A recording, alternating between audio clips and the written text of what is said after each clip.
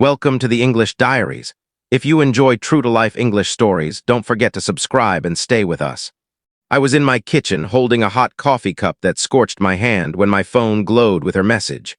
"I'm quitting my position, Noah. You'll support us, right?" My sibling's statement wasn't a request. It was an order, cutting like a knife. I placed the cup on the surface, the pottery clicking against the tabletop, and gazed at my image in the glass. A weary guy, 33 years old, with wrinkles near his eyes that hadn't appeared 12 months before. I responded nothing else. My name is Noah, and this is how I shattered the bonds of a household that viewed me as their support. I'm the person who maintains everything, always was. I serve as a logistics coordinator for an international company. Not glamorous, just reliable. I monitor shipments, adjust timelines, ensure the planet keeps moving. Figures are my dialect. They're straightforward, truthful. Humans, however, distort facts like clay. My existence fits into a framework. Bills settled, funds accumulated, strategies planned. But my relatives, they exist in a storm of desires, and I've been their cushion for far too long. My sister Ava is their child. She's 26, full of energy and impulsiveness, with a chuckle that draws you close before you see it's a snare. As kids, I cut grass for money while Ava received event passes for simply existing. I purchased a second-hand bicycle with my vacation earnings. She obtained a computer for studies. It wasn't bitterness. It was the pattern of our home. 2 siblings, 2 realms. I was the one who repaired stuff. Ava was the one who imagined. Last month, I traveled to Mother's for supper.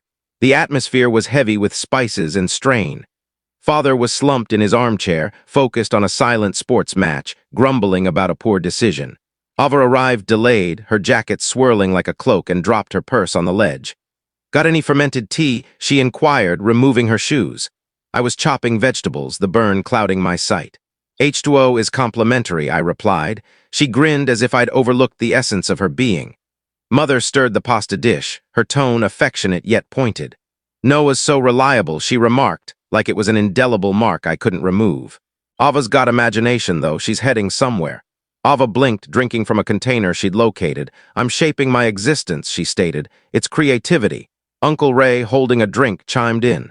"Noah, still leasing that spot. You need to commit funds."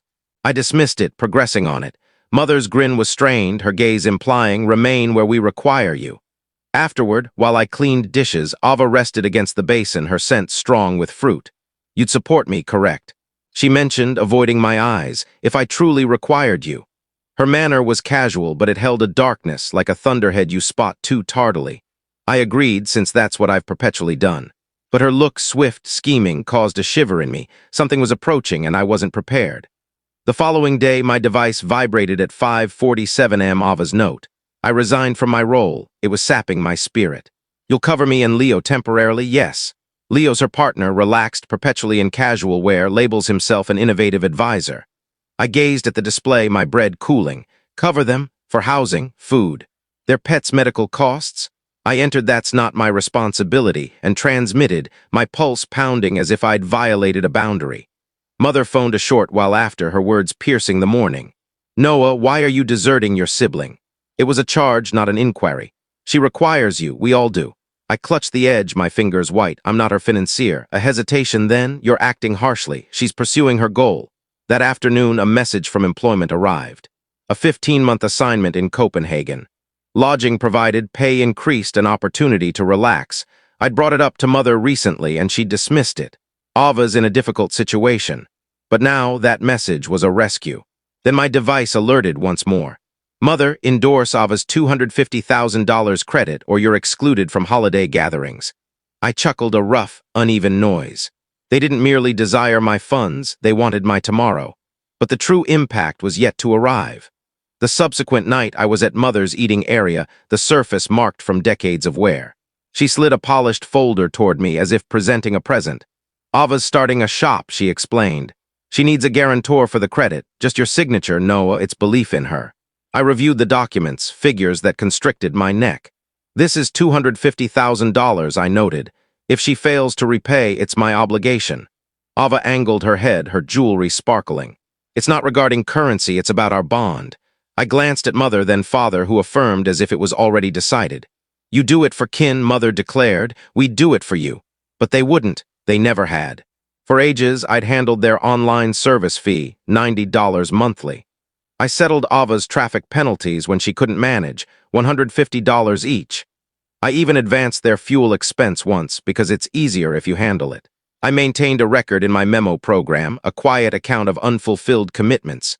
$300 for this, $700 for that. Minor wounds that drained me. I closed the folder. I'm not endorsing. Ava's gaze sharpened. Really, Noah? You're that self-centered. Mother's tone broke. You're destroying her aspirations. Father's glare was icy, as if I'd violated a holy promise. I rose, the seat groaning. I care for you, Ava, I expressed, but I'm not your reserve. That evening, my device turned into a war zone. Ava's messages. You're abandoning me to flop. Mother's recordings. How could you injure us this way? Leo transmitted a negative symbol, as if we were still pals. I reclined on my sofa, the heater whispering, and sensed their demands like a burden on my torso. I wasn't simply declining a credit. I was dismissing a role I'd been assigned since childhood. By the weekend, the kin discussion was disorder. Ava posted an article about relatives who undermine achievement. Mother forwarded a picture of an ancient utility statement, my name marked in color. You're so skilled with specifics, she composed. Endorse the credit. We'll resolve it afterward. I silenced the group and stepped outdoors. The urban area hummed, vehicles sounding, foliage scattering over walkways. I went by a green space where a child pursued a canine, and I admired his liberty. Nobody was requesting him to bear their universe. Returning indoors, I accessed my computer. The Copenhagen proposal gazed back, an entrance slightly ajar. I selected approve. Commence date? Soon. Travel reserved, residence organized. My fingers didn't tremble, they felt vibrant. I was departing not only the metropolis but the form of myself they'd molded. The repairer, the provider, the quiet one. The next evening my device sounded, mother via visual connection, her expression red with anger. Father positioned next to her, mouth firm.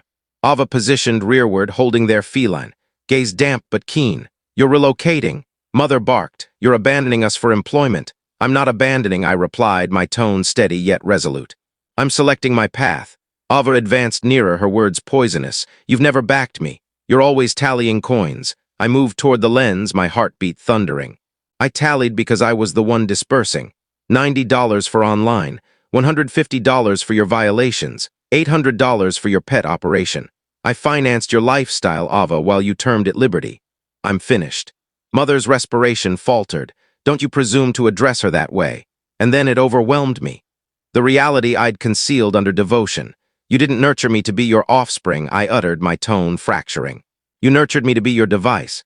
You instructed me to agree to seal the gaps, to shoulder your errors. I'm not your solution anymore. Quietness.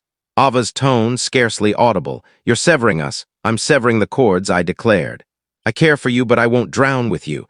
I ended the call. The space was motionless except the murmur of the road exterior. I accessed my profiles and began unraveling the connections. Online fee eliminated Ava and mother. Vehicle coverage solely mine.